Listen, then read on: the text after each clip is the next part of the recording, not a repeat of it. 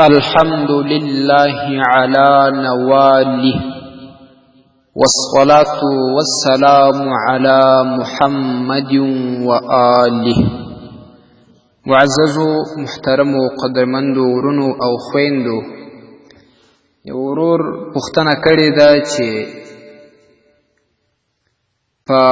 یو چا باندې کوډي، جادو یا سحر کول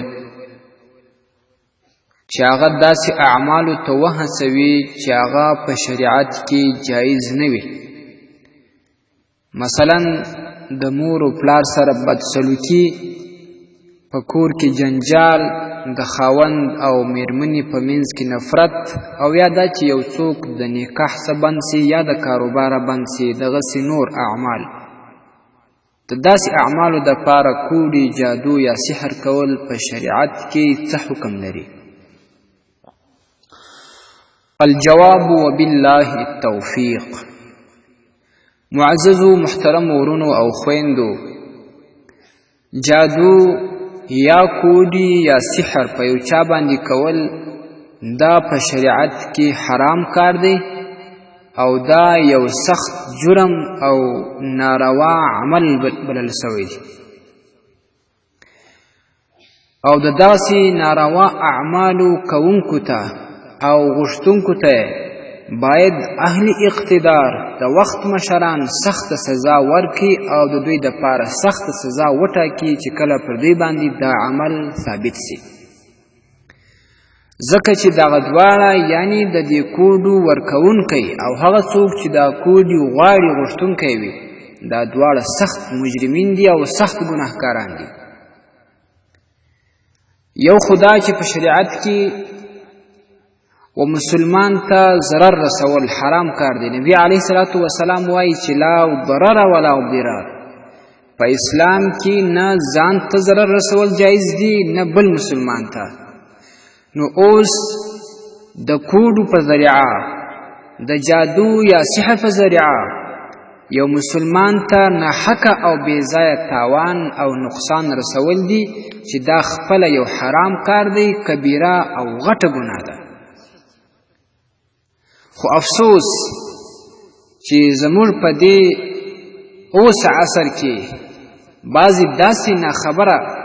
او خصوصا داسې کم عقلې ښځې شته چې په دا ښځو کې دا عمل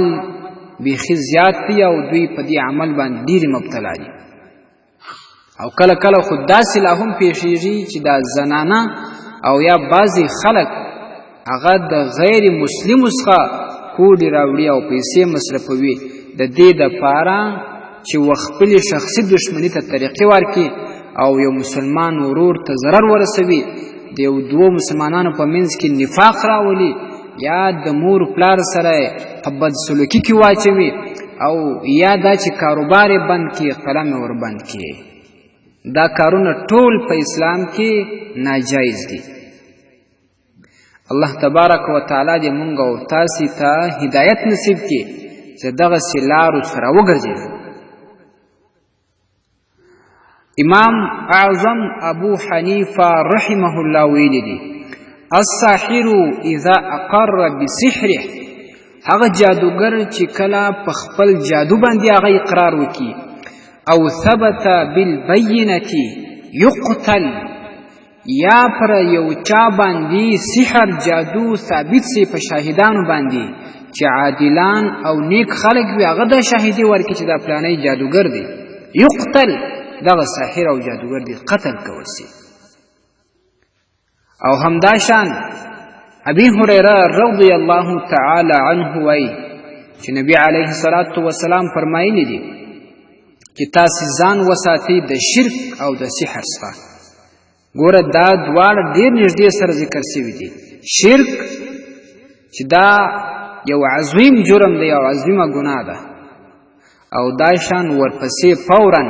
الشرک بالله والسحر. سحر یعنی جادو، کوډي، دستې ورپسې ذکر شوي دي چې دا هم یو کبیره او عظیمه ګناه ده او لوی جرم دی.